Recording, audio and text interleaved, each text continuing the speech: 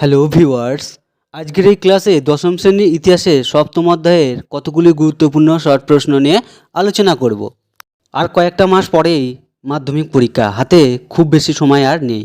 এই পর্বের গুরুত্বপূর্ণ প্রশ্নগুলি তোমাদের মাধ্যমিকের টেস্ট এবং ফাইনাল পরীক্ষার প্রস্তুতিতে বিশেষভাবে সাহায্য করবে। তুমি যদি আজ এই চ্যানেলে প্রথম হয়ে থাকো তাহলে অবশ্যই চ্যানেলটিকে সাবস্ক্রাইব করে রাখো এরকম আরেকটি গুরুত্বপূর্ণ ভিডিওর জন্য। প্রথম প্রশ্ন, বিহারে ছোটনাগপুরে অসহযোগ আন্দোলন পর্বে আদিবাসী আন্দোলন হলো। এই প্রশ্নের সঠিক উত্তর হবে তানাভগত আন্দোলন। এই অহিংস অসহযোগ আন্দোলন পর্বে বিহারে কিন্তু আরও বেশ কয়েকটি আদিবাসী আন্দোলন দেখা যায়, যেমন ওরা, মুন্ডা, ভূয়াদার, তানাভগত প্রভৃতি আন্দোলন। এখানে তোমরা মনে রাখবে যে চৌকিদারি, ট্যাক্স ও খাজনা বন্ধের দাবিতে বিহারে 1919 খ্রিস্টাব্দে তুরিয়া ভগত ও জিতুর নেতৃত্বে এই তানাভগত আন্দোলন সংগঠিত হয়েছিল। পরের প্রশ্ন, 1928 খ্রিস্টাব্দে পাঞ্জাব রিয়াসতি প্রজামণ্ডল গঠন করে। খুবই গুরুত্বপূর্ণ প্রশ্ন।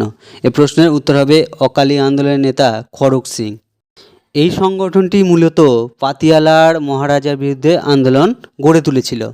পরের প্রশ্ন, গান্ধীজি সরকারের কাছে 11 দফা সংস্কারের প্রস্তাব পাশ করে। খুবই গুরুত্বপূর্ণ প্রশ্ন। এই প্রশ্নের উত্তর হবে 1930 খ্রিস্টাব্দের 30শে জানুয়ারি। এই গান্ধীজির 11 দফা সংস্কারের প্রস্তাব কোন পত্রিকার মাধ্যমে পাঠানো হয়েছিল সরকারের কাছে? না, ইয়ং ইন্ডিয়া পত্রিকা মারফত বা পত্রিকার মাধ্যমে। পরের প্রশ্ন, প্রথম গোলটেবিল বৈঠক বসে। এই প্রশ্নের উত্তর হবে 1930 খ্রিস্টাব্দের 12ই নভেম্বর থেকে 1931 খ্রিস্টাব্দের 19শে জানুয়ারি। পরীক্ষাতে তোমাদের অপশনে 1930 খ্রিস্টাব্দই উত্তর থাকতে পারে। এখানে তোমরা মনে রাখার চেষ্টা করবে যে রামসে ম্যাকডোনাল্ডের সভাপতিত্বে লন্ডনে অনুষ্ঠিত হয়েছিল এই প্রথম গোলটেবিল বৈঠক।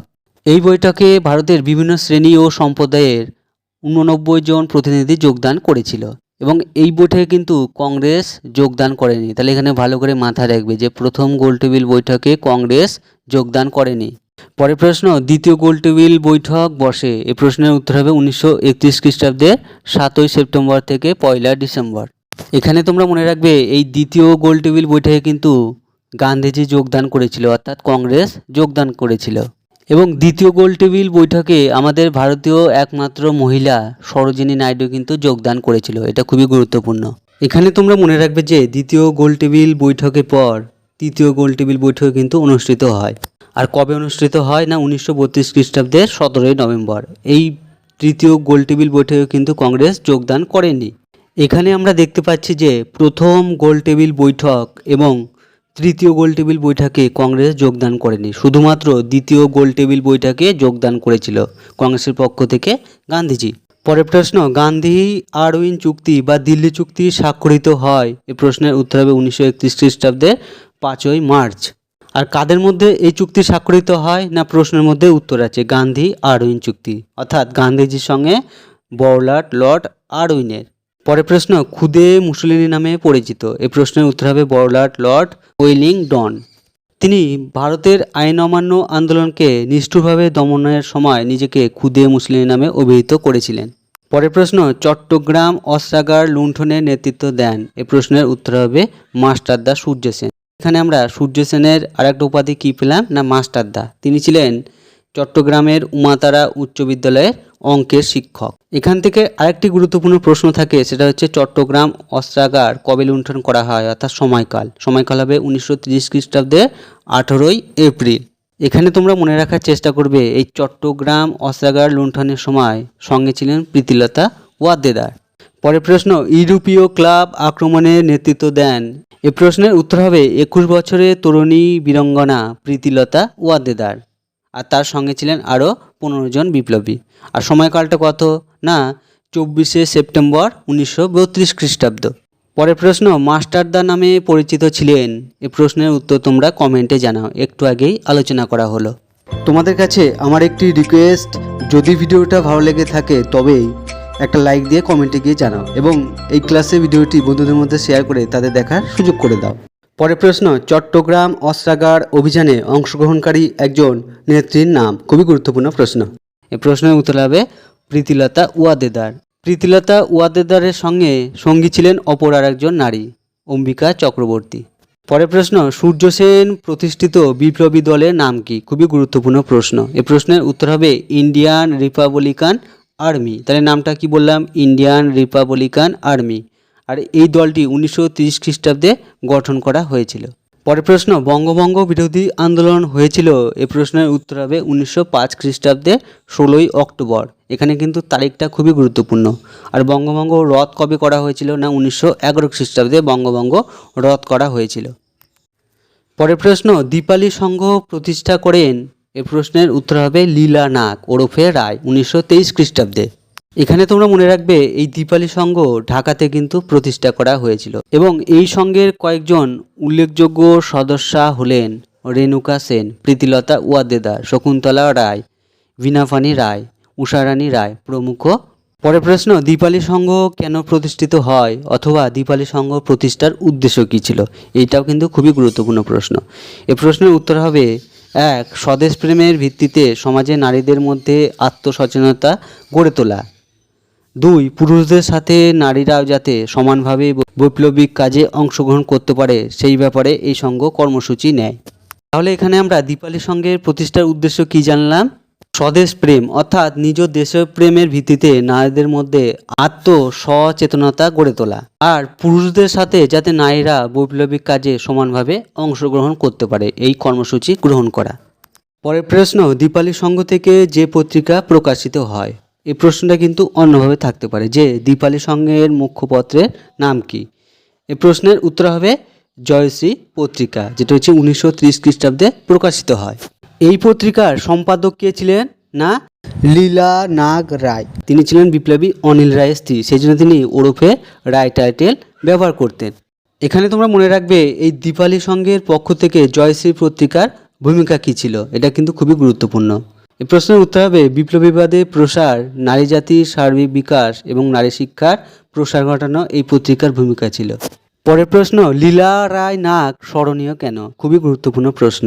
এই প্রশ্নের উত্তর হবে লীলা নাগ ছিলেন দীপালি সংঘের প্রতিষ্ঠাতা। আইন অমান্য আন্দোলনে যোগদান করায় তিনি 6 বছরের জন্য কারারুদ্ধ হন। তিনি সুভাষচন্দ্রের প্রেরণায় কংগ্রেসে যোগ দেন।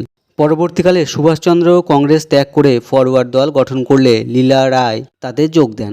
এছাড়াও তিনি ভারতীয় সংবিধান রচনায় অংশ নেন, গণপরিষদে যোগ দেন। পরের প্রশ্ন, নারী কর্মমন্দির প্রতিষ্ঠা করেন। এ প্রশ্নের উত্তর হবে চিত্তরঞ্জন দাসের বোন উর্মিলা দেবী দাস 1921 খ্রিস্টাব্দে নারী কর্মমন্দির প্রতিষ্ঠা করেছিলেন। এখানে তোমরা মনে রাখবে এই নারী কর্মমন্দির প্রতিষ্ঠা হয়েছিল অহিংস অসহযোগ আন্দোলন পর্বে। পরের প্রশ্ন, নারী সত্যাগ্রহ সমিতি প্রতিষ্ঠিত হয়েছিল। এই প্রশ্নের উত্তর হবে আইন অমান্য আন্দোলনের সময়ে। আর কে প্রতিষ্ঠা করেছিলেন এই সমিতি? না উর্মিলা দেবী 1930 খ্রিস্টাব্দের 13ই মার্চ কলকাতায় তিনি প্রতিষ্ঠা করেছিলেন নারী সত্যাগ্রহ সমিতি। পরের প্রশ্ন, মহিলা রাষ্ট্রীয় সংঘ কে স্থাপন করেন? এ প্রশ্নের উত্তর হবে 1928 খ্রিস্টাব্দে লতিকা ঘোষ প্রতিষ্ঠা করেন মহিলা রাষ্ট্রীয় সংঘ। এখানে তোমরা মনে রাখবে নেতাজি সুভাষচন্দ্র বসুর অনুপ্রেরণায় লতিকা ঘোষের নেতৃত্বে সুভাষচন্দ্রের মাতা প্রভাবতী বসুর সভাপতিত্বে এই মহিলা রাষ্ট্রীয় সংঘ প্রতিষ্ঠা করা হয়েছিল। পরের প্রশ্ন, ভয়েস অফ ফ্রিডম কে প্রতিষ্ঠা করেন? খুবই গুরুত্বপূর্ণ প্রশ্ন। এ প্রশ্নের উত্তর হবে উষা মেহতা মুম্বাইয়ে প্রতিষ্ঠা করেন ভয়েস অফ ফ্রিডম। এখানে তোমরা মনে রাখবে যে ভারত ছাড়ো আন্দোলনের সময়ে ভয়েস অফ ফ্রিডমের রেডিও চালাতেন উষা মেহতা। পরের প্রশ্ন, ভারতে বিপ্লববাদের জনক বলা হয়। এ প্রশ্নের উত্তর হবে বাসুদেব বলবন্ত ফাতকে। পরের প্রশ্ন, ভারতে বিপ্লবীবাদের জননী বলা হয়। এ প্রশ্নের উত্তর হবে মাদাম কামা বা ভিকাজি রুস্তম কামা। তিনি স্বাধীনতা সংগ্রামী ও বিপ্লবী আন্দোলনে গুরুত্বপূর্ণ ব্যক্তিত্ব ছিলেন। পরের প্রশ্ন, দীপালি সংঘের মুখপত্রের নাম কি? এই প্রশ্নের উত্তর তোমরা কমেন্টে জানাও, এটা তোমাদের জন্য হোম টাস্ক থাকলো। পরের প্রশ্ন, পরাধীন ভারতে প্রথম মহিলা শহীদ ছিলেন অথবা পরাধীন ভারতে বাংলার প্রথম মহিলা শহীদ ছিলেন। এই প্রশ্নের উত্তর হবে প্রীতিলতা ওয়াদ্দেদার।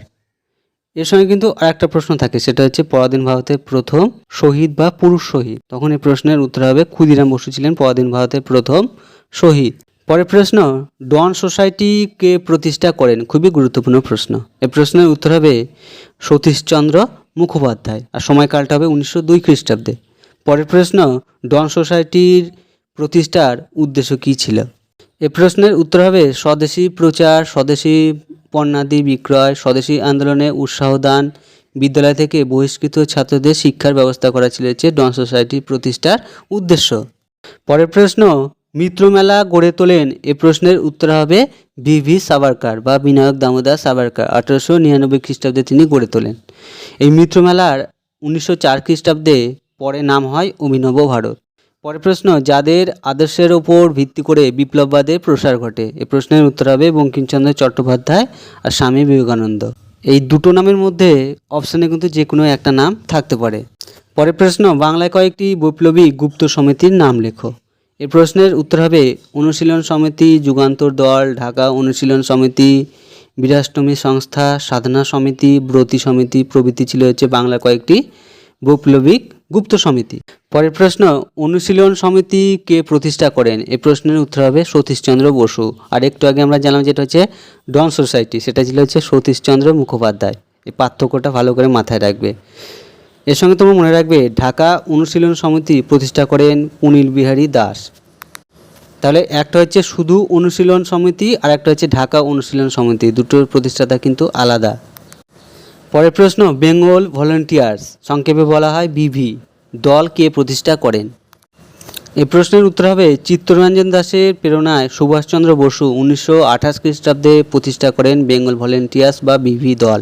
এখানে তোমরা মনে রাখবে এই বিভি দলের নেতৃত্ব দিয়েছিলেন বিপ্লবী হেমচন্দ্র ঘোষ, তিনি কিন্তু প্রতিষ্ঠাতা নন।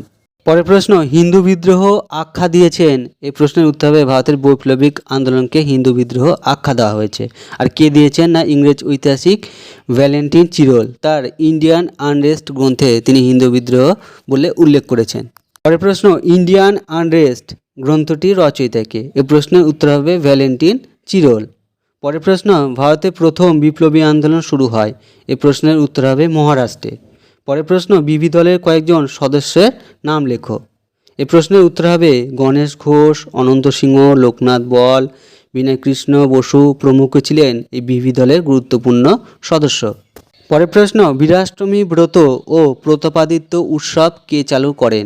এই প্রশ্নের উত্তর হবে সরলা দেবী চৌধুরানী 1903 খ্রিস্টাব্দে। বিশ্বকবি রবীন্দ্রনাথ ঠাকুরের বোন স্বর্ণকুমারী দেবীর মেয়ে দেবী চৌধুরানী জাতীয়তাবাদী চেতনায় উদ্বুদ্ধ হয়ে 1903 সালে প্রতাপাদিত্য উৎসব ও বীরাষ্টমী ব্রত পালন করেছিলেন। এই ব্রত একবার পালন করলে পরপর 8 বছর পালন করতে হয়। পরের প্রশ্ন, বঙ্গলক্ষ্মী ব্রতকথা লেখেন? এই প্রশ্নের উত্তর হবে আচার্য রামেন্দ্র সুন্দর ত্রিবেদী। এটি একটি দেশাত্মবোধক ব্রতকথা। পরের প্রশ্ন, প্রথম দেবদাসী প্রথা বিলোপের জন্য বিল আনেন? এই প্রশ্নের উত্তর হবে মুথুলক্ষ্মী রেড্ডি। খুবই গুরুত্বপূর্ণ প্রশ্ন। তৎকালীন সমাজে দেবদাসী প্রথা সাধারণত দক্ষিণ ভারতে প্রচলিত ছিল। তামিলনাড়ুতে এই অমানবিক প্রথার বিরুদ্ধে লড়াই করেছিলেন মুথুলক্ষ্মী রেড্ডি। পরের প্রশ্ন, দ্বিতীয় গোলটেবিল বৈঠকে কোন ভারতীয় মহিলা যোগদান করেছিলেন? এই প্রশ্নের উত্তর তোমরা কমেন্টে গিয়ে জানাও, কারণ একটু আগেই আলোচনা করা হয়েছে। পরের প্রশ্ন, ভারত স্ত্রী মহামণ্ডল প্রতিষ্ঠা করেন? এই প্রশ্নের উত্তর হবে 1910 খ্রিস্টাব্দে সরলা দেবী চৌধুরানী। প্রয়াগরাজে তিনি নারী শিক্ষার প্রচারের জন্য এই সংগঠনটি প্রতিষ্ঠা করেছিলেন। তাহলে স্থানটা কোথায় বললাম? না প্রয়াগরাজ, আর সময়কালটা 1910 খ্রিস্টাব্দ। পরের প্রশ্ন, সাম্প্রদায়িক বাটোয়ারা নীতি ঘোষিত হয়? এই প্রশ্নের উত্তর হবে 1932 খ্রিস্টাব্দের আগস্ট মাসে। আর কে ঘোষণা করেন? না ব্রিটিশ প্রধানমন্ত্রী র্যামসে ম্যাকডোনাল্ড। পরের প্রশ্ন, সাম্প্রদায়িক বাটোয়ারা নীতি কি? এ প্রশ্নের উত্তর হবে ব্রিটিশ সরকার ভারতে বিভাজন ও শাসননীতি কার্যকর করতে র্যামসে ম্যাকডোনাল্ড 1932 খ্রিস্টাব্দের আগস্ট মাসে বিভিন্ন সংখ্যালঘু সম্প্রদায় যেমন মুসলমান, ভারতীয় খ্রিস্টান, শিখ, হরিজন, অ্যাংলো ইন্ডিয়ান এদের জন্য পৃথক নির্বাচনের কথা ঘোষণা করেন। এই নীতি সাম্প্রদায়িক বাটোয়ারা নীতি নামে পরিচিত। তাহলে এখানে আমরা সাম্প্রদায়িক বাটোয়ারা নীতি বলতে কি বুঝলাম? ব্রিটিশ সরকার তথা র্যামসে ম্যাকডোনাল্ড ভারতে তাদের শাসন নিরাপদ ও দীর্ঘস্থায়ী করার জন্য বিভিন্ন ধর্মীয় সম্প্রদায়ের মধ্যে বিভেদ সৃষ্টির চেষ্টা করে। এটাই হচ্ছে সাম্প্রদায়িক বাটোয়ারা নীতি। পরের প্রশ্ন, আজাদ হিন্দ ফৌজের নারী বাহিনীর নাম কি? কে তার নেতৃত্ব দেন? এই প্রশ্নের উত্তর হবে ঝাঁসির রানী ব্রিগেড। লক্ষ্মী স্বামীনাথন 1943 খ্রিস্টাব্দে এই বাহিনীর নেতৃত্ব দেন। এখানে তোমরা মনে রাখবে এই আজাদ হিন্দ ফৌজের ঝাঁসির রানী ব্রিগেড এশিয়ার সর্বপ্রথম নারী বাহিনী। পরের প্রশ্ন, গদর পার্টির প্রতিষ্ঠাতা কে? এ প্রশ্নের উত্তর হবে লালা হরদয়াল। 1913 খ্রিস্টাব্দে ফ্রান্সিসকো শহরে গদর পার্টি প্রতিষ্ঠা করেন। এখানে তোমরা মনে রাখবে গদর শব্দের অর্থ হচ্ছে বিদ্রোহ বা বিপ্লব। এই গদর পার্টি ভারতবর্ষের বাইরে অর্থাৎ মার্কিন যুক্তরাষ্ট্র ও কানাডায় গড়ে উঠেছিল। আর এই পার্টির প্রতিষ্ঠার উদ্দেশ্য ছিল ভারতের ব্রিটিশ বিরোধী স্বাধীনতা আন্দোলনে সক্রিয়ভাবে অংশগ্রহণ এবং ভারতের স্বাধীনতা কার্যকর করা। পরের প্রশ্ন, ভারতী পত্রিকার সম্পাদক ছিলেন? এই প্রশ্নের উত্তর হবে সরলা দেবী চৌধুরানী। এর সঙ্গে তোমরা মনে রাখার চেষ্টা করবে যে ভারত মহিলা পত্রিকার সম্পাদক ছিলেন সরজুবালা দত্ত। পরের প্রশ্ন, বামাবধিনী পত্রিকার সম্পাদক ছিলেন? এ প্রশ্নের উত্তর হবে উমেশচন্দ্র দত্ত। এর সঙ্গে তোমরা মনে রাখার চেষ্টা করবে অমৃতবাজার পত্রিকার সম্পাদক ছিলেন মতিলাল ঘোষ। পরের প্রশ্ন, স্বদেশানুরাগ গানটি রচনা করেন? এই প্রশ্নের উত্তর হবে খায়রানেসা খাতুন। তাহলে নামটা কি বললাম? খায়রানেসা খাতুন। আর এই গানটি মূলত নবনূর পত্রিকায় প্রকাশিত হয়। প্রশ্ন, আইন অমান্য আন্দোলনে কোন নারী শহীদ হন? খুবই গুরুত্বপূর্ণ প্রশ্ন। এই প্রশ্নের উত্তর হবে উর্মিবালা। তাহলে নামটা কি বললাম? উর্মিবালা। পরের প্রশ্ন, আইন অমান্য আন্দোলনে অংশগ্রহণকারী দুজন মহিলার নাম লেখো। খুবই গুরুত্বপূর্ণ প্রশ্ন। এই প্রশ্নের উত্তর হবে কস্তুরবা গান্ধী, উর্মিলা দেবী, বাসন্তী দেবী, সরলাবালা দেবী, কমলা নেহরু এবং সরোজিনী নাইডু প্রমুখ। পরের প্রশ্ন, লক্ষ্মীর ভাণ্ডার প্রতিষ্ঠা করেন? এটাও কিন্তু খুবই গুরুত্বপূর্ণ প্রশ্ন। এই প্রশ্নের উত্তর হবে সরলা দেবী চৌধুরানী। বঙ্গভঙ্গ বিরোধী আন্দোলন পর্বে তিনি লক্ষ্মীর ভাণ্ডার প্রতিষ্ঠা করেন। এখান থেকে কিন্তু আরেকটি গুরুত্বপূর্ণ প্রশ্ন থাকে যে বঙ্গভঙ্গ বিরোধী আন্দোলন পর্বে একজন মহিলা নেত্রীর নাম করো। তখন এই প্রশ্নের উত্তর হবে সরলা দেবী চৌধুরানী। পরের প্রশ্ন, ভারত ছাড়ো আন্দোলনে অংশগ্রহণকারী দুজন মহিলার নাম লেখো। এই প্রশ্নের উত্তর হবে মাতঙ্গিনী হাজরা, সুচেতা কৃপালনী, অরুণা আসফ আলী, নন্দিতা কৃপালনী, রানী চন্দ্র। এছাড়াও এলা দত্ত, সুমিতা সেন প্রমুখ। পরের প্রশ্ন, অসহযোগ আন্দোলনে অংশগ্রহণকারী মহিলার নাম। এই প্রশ্নের উত্তর হবে বাসন্তী দেবী, সুনীতি দেবী দাস, উর্মিলা দেবী দাস, নেলি সেনগুপ্ত, রোকেয়া সাখাওয়াত হোসেন। আর রোকেয়া সাখাওয়াত হোসেন তিনি কি করেন? এই অসহযোগ আন্দোলনের আদর্শ প্রচার করেন। তোমরা এখানে কোন কোন আন্দোলনে কোন কোন নেতা বা নেত্রী ছিলেন সেগুলো কিন্তু মনে রাখার চেষ্টা করবে। এগুলো কিন্তু পরীক্ষাতে খুব বেশি আসে। পরের প্রশ্ন, বীণা দাস স্মরণীয় কেন বা বীণা দাস ইতিহাসে স্মরণীয় কেন? খুবই গুরুত্বপূর্ণ প্রশ্ন। এই প্রশ্নের উত্তর হবে স্বল্পভাষিণী ও শান্ত প্রকৃতির কলেজ ছাত্রী বীণা দাস বিপ্লবী মন্ত্রে দীক্ষিত হন। তার কিন্তু আরেকটা পরিচয় আছে। সুভাষচন্দ্র বসুর বাল্য শিক্ষক বেণীমাধব দাসের কন্যা ছিলেন হচ্ছে বীণা দাস। তিনি কলকাতা বিশ্ববিদ্যালয়ের সমাবর্তন অনুষ্ঠানে বাংলার গভর্নর স্ট্যানলি জ্যাকসনকে হত্যার জন্য গুলি ছোড়েন। সময়কালটা হচ্ছে 1932 খ্রিস্টাব্দে 6 ফেব্রুয়ারি। অল্পের জন্য জ্যাকসন প্রাণে বেঁচে যান। বীণা দাস ধরা পড়ে বিচারে তার 9 বছর সশ্রম কারাদণ্ড হয়। জেল থেকে মুক্তির পর 1939 খ্রিস্টাব্দে তিনি যোগ দেন কংগ্রেসে এবং ভারত ছাড়ো আন্দোলনে তিনি প্রত্যক্ষভাবে অংশগ্রহণ করেন। এই জন্য তিনি আজও স্মরণীয়। পরের প্রশ্ন, অ্যান্টি সার্কুলার সোসাইটি প্রতিষ্ঠা করেন? এই প্রশ্নের উত্তর হবে কলকাতা রিপন কলেজের ছাত্র শচীন্দ্রনাথ বসু। 1905 খ্রিস্টাব্দে তিনি অ্যান্টি সার্কুলার সোসাইটি প্রতিষ্ঠা করেন। এখানে তোমরা মনে রাখার চেষ্টা করবে এই অ্যান্টি সার্কুলার সোসাইটির প্রথম সম্পাদক ছিলেন শচীন্দ্রনাথ বসু এবং সভাপতি ছিলেন কৃষ্ণকুমার মিত্র, যেটা হচ্ছে খুবই গুরুত্বপূর্ণ। পরের প্রশ্ন, অ্যান্টি সার্কুলার সোসাইটি কেন প্রতিষ্ঠিত হয়? এই প্রশ্নের উত্তর হবে বঙ্গভঙ্গ বিরোধী আন্দোলন পর্বে কার্লাইল সার্কুলারের কারণে যে সমস্ত শাস্তিপ্রাপ্ত ছাত্ররা বেসরকারি স্কুল কলেজ থেকে বিতাড়িত হয়েছিল সেই সমস্ত ছাত্রদের শিক্ষালাভের ব্যবস্থা করা। আরেকটা হবে বঙ্গভঙ্গ বিরোধী আন্দোলনকে সমর্থন করার জন্য অ্যান্টি সার্কুলার সোসাইটি গড়ে তোলা হয়। তাহলে এখানে আমরা অ্যান্টি সার্কুলার সোসাইটি প্রতিষ্ঠার উদ্দেশ্য কি জানলাম? যে স্কুল কলেজ থেকে বিতাড়িত ছাত্রদের পুনরায় শিক্ষালাভের ব্যবস্থা করা। আর অপরটা কী হবে? বঙ্গভঙ্গ বিরোধী আন্দোলনকে সমর্থন করার জন্য কিন্তু এই অ্যান্টি সার্কুলার সোসাইটি প্রতিষ্ঠা করা হয়েছিল। পরের প্রশ্ন, কার্লাইল সার্কুলার জারি করা হয়? এ প্রশ্নের উত্তর হবে 1905 খ্রিস্টাব্দে 26শে জানুয়ারি। আর কে জারি করেন? নাম থেকে বোঝা যাচ্ছে যে কার্লাইল সার্কুলার, তাহলে টমাস কার্লাইল। পরের প্রশ্ন, কার্লাইল সার্কুলার কি? এ প্রশ্নের উত্তর হবে বঙ্গভঙ্গ বিরোধী আন্দোলনে ছাত্র সমাজের অংশগ্রহণের ওপর নিষেধাজ্ঞা জারি করার উদ্দেশ্যে বাংলার মুখ্য সচিব টমাস কার্লাইল যে আদেশ জারি করেন তা কার্লাইল সার্কুলার নামে খ্যাত। এই আদেশে বলা হয় যে কোনো শিক্ষা প্রতিষ্ঠান সরকারি আদেশ অমান্য করলে বা কোনো ছাত্র স্কুল কলেজ ত্যাগ করলে ওই শিক্ষা প্রতিষ্ঠানে সরকারি অনুদান বন্ধ করা হবে। তাহলে এখানে আমরা কার্লাইল সার্কুলার বলতে কি বুঝলাম, যে বঙ্গভঙ্গ বিরোধী আন্দোলনের সময় ছাত্ররা যাতে ওই আন্দোলনে অংশগ্রহণ না করতে পারে সেই জন্য একটি সরকারের পক্ষ থেকে আদেশনামা জারি করা হয়, সেটাই হচ্ছে কার্লাইল সার্কুলার নামে পরিচিত। আর এই আদেশে বলা হয় কোনো ছাত্ররা যদি স্কুল কলেজ ত্যাগ করে কিংবা সরকারের আদেশ অমান্য করে তাহলে সেই শিক্ষা প্রতিষ্ঠান বা সেই সমস্ত কলেজগুলিতে সরকারি অনুদান বন্ধ করে দেওয়া হবে। পরের প্রশ্ন, গেন্ডারিয়া মহিলা সমিতি গড়ে তোলেন। এই প্রশ্নের উত্তর হবে আশালতা সেন। আর সময়কালটা কখন? 1924 খ্রিস্টাব্দে। পরের প্রশ্ন, বঙ্গলক্ষ্মী রাখি বন্ধন কবিতাটি লেখেন। এই প্রশ্নের উত্তর হবে সাহানা দেবী, যিনি হচ্ছে চিত্তরঞ্জন দাসের ভাগ্নি। এখানে তোমরা মনে রাখবে এই কবিতাটি সর্বপ্রথম প্রকাশিত হয় ভারতী পত্রিকায়। পরের প্রশ্ন, শেষ প্রশ্ন এবং খুবই গুরুত্বপূর্ণ প্রশ্ন, ভগ্নী সেনা কি? এই প্রশ্নের উত্তর হবে ভারত ছাড়ো আন্দোলন পর্বে সতীশচন্দ্র সামন্তের নেতৃত্বে মেদিনীপুরের তমলুকে তাম্রলিপ্ত জাতীয় সরকার গড়ে ওঠে।